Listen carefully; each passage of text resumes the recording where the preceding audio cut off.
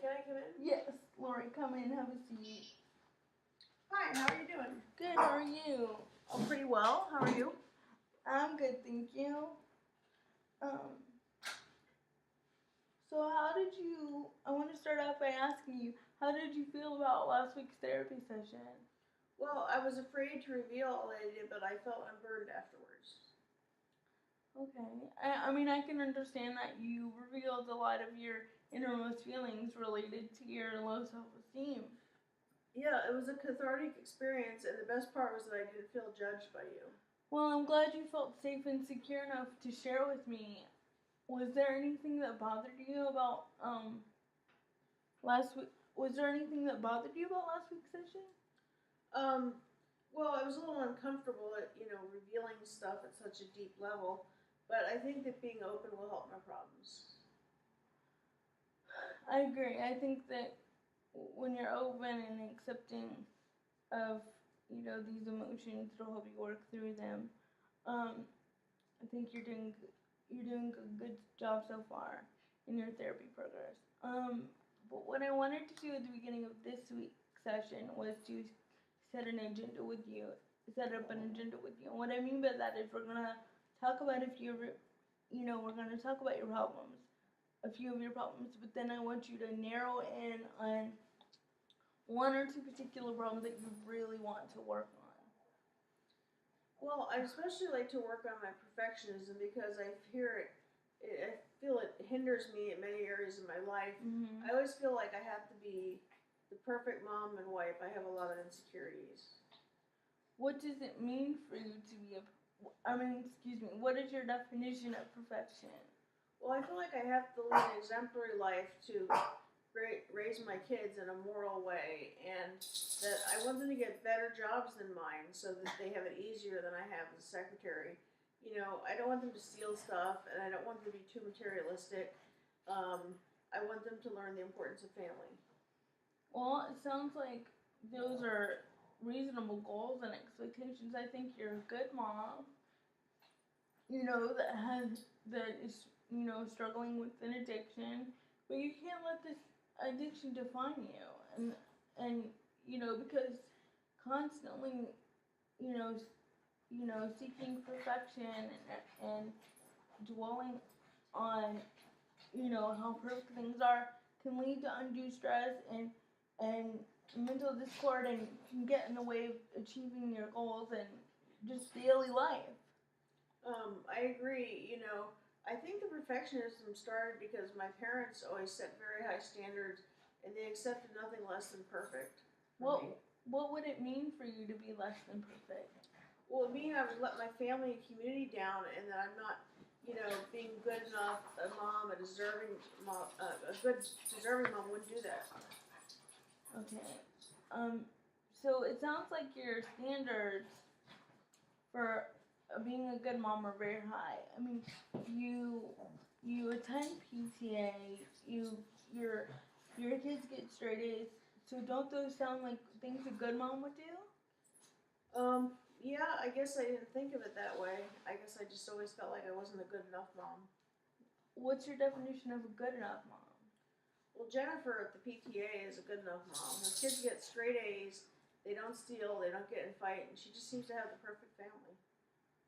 I can understand it's hard not to compare yourself to others sometimes, but it really doesn't do you any good. Everyone has their own problems. Jennifer has her own problems. No matter how perfect someone may seem, we all have our strengths and weaknesses as parents and individuals. It just kind of comparing yourself to others just kind of stops you from moving forward, and it can get you stuck. So. Well, I guess I'm starting to see the truth in what you're saying. I need to stop, criticizing myself so strongly, and being so perfectionistic, and the self-criticism just will make me feel worse about myself and more inadequate. I think that's exactly right. When you stop criticizing yourself and stop the constant, worrying if everything's perfect, you'll be able to open up the pathway to being a better parent, greater self-esteem. And I think when your self-esteem increases and you stop like I said, when you stop criticizing yourself, you'll feel less need to take things or to steal. So I mean, that would be really that would be really. I think that you're on the right track. So now, since we've discussed that, with that being said, what have you learned from this week's session? From this session? I realized that I really am a good mom, and that I have to stop constantly criticizing myself. Yeah, you really do. Like you're definitely on the right track. Okay. I think, like I said, it gets in the way of, seeking perfection. Really gets in the way of moving forward. So now, since we've discussed that, I want to give you homework that'll help you, help you work towards, minimizing your perfectionistic tendencies and things like that. So, okay. First thing I want to have you do is take a pen and paper. Okay. You can write on this notebook here. Okay. And draw a line down the middle of the paper and write advantages and disadvantages on the other, like on each side. Sorry. Okay. And then I'm asking you to write down disadvantages and advantages of perfectionism. Okay. And just if you can list like one or two, and list at least one advantage and one disadvantage, and we'll discuss. Okay, so what is a disadvantage, or what is an advantage of perfectionism? Well, I was thinking like on the job, if I do really well at my secretarial job, I could get a raise, and also my boss will like me, and my fellow workers will like me more. Okay. If I do everything really perfectly and the way they want, Well, that's a valid point. I feel it's the same way with school. Like, I'm thinking of possibly going back to school. Really, that's great. Yeah, and I always made good grades in school, and the thing is, like, even if I get an A, I feel like, it should be an A plus, and then the other students and the teacher will like me even more. And as I just feel this, like, not, like I'm never satisfied with even an A. I mean, it's the same with my family. So I'm sorry to interrupt you. Go ahead. Okay. I'm sorry. So basically, what I gather from what you're saying is, I apologize again for interrupting, but what I get from what you're saying is that you're saying an advantage and a disadvantage simultaneously. Like that's what you're saying, basically. You're saying Yes, I think, and I was just going to mention, like with my family, like if I make a meatloaf, my family generally likes my cooking, and they'll be like, oh, they usually seem to like my meatloaf, so they'll be like, this is a good meatloaf, and I feel like, well, I did it well, but I probably didn't do it perfectly, maybe I could have put some tomato sauce on it or jazz it up a little, and any area of my life, I just never feel like I do anything perfectly. Like it's, even if you never feel like it's good enough, is that what you're saying? Yeah. Anything. Yeah.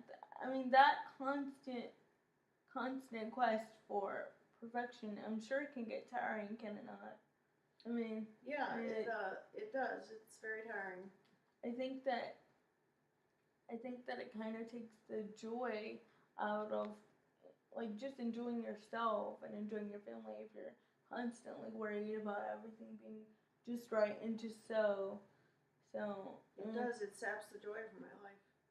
Well, I think we're on the right track with the assignment, but I want you to go home and work on it, and we'll discuss it more next session. But I think what you'll find is you'll want to you'll kind of want to give up on the list once you start realizing that the disadvantages outweigh the advantages.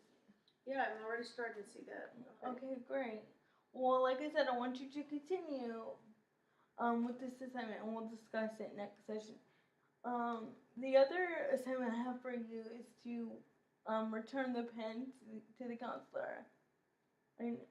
Wow, I'm scared of that. I'm really afraid of that. I was concerned that you might be, but I think it's important. I think that you said, I'm asking you this. I'm not like demanding you to do it, but I hope that you will.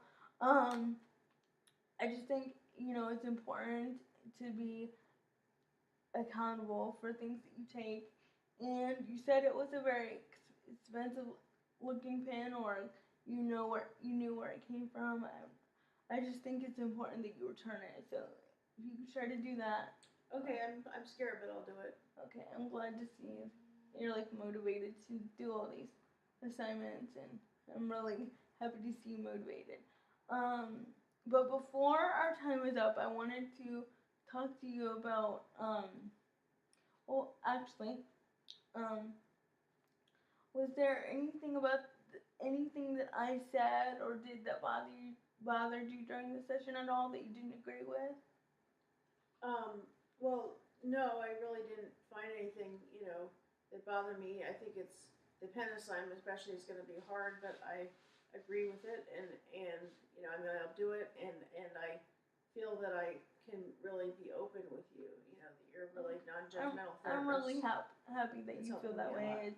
It's great to hear. And so you feel pretty comfortable with the assignments I've given you? Yeah. Okay, great. Then the last thing I want to talk to you about is how are you doing with the group therapy? How's that going for you? Oh, I really liked it. I went last week, and they weren't just a bunch of low-down thieves like I thought they'd be. They were really all just like me, men and women that, a lot of the same circumstances in life, and they, a lot of them spoke up and shared their story. I shared my story, and, they seemed accepting. I really am going to go back. Yeah, I remembered you being there. I just wanted to see how you truly felt about it. So that's great. I'm glad you're getting support and things from it. So you'll be there next week? Sure. Okay, good. I'll see you there. I'll put you down for Saturday at 10 for next week's session. Is that cool? Okay. Yes. Great. Okay. I'll see you then. Okay. See you then. Bye. Bye.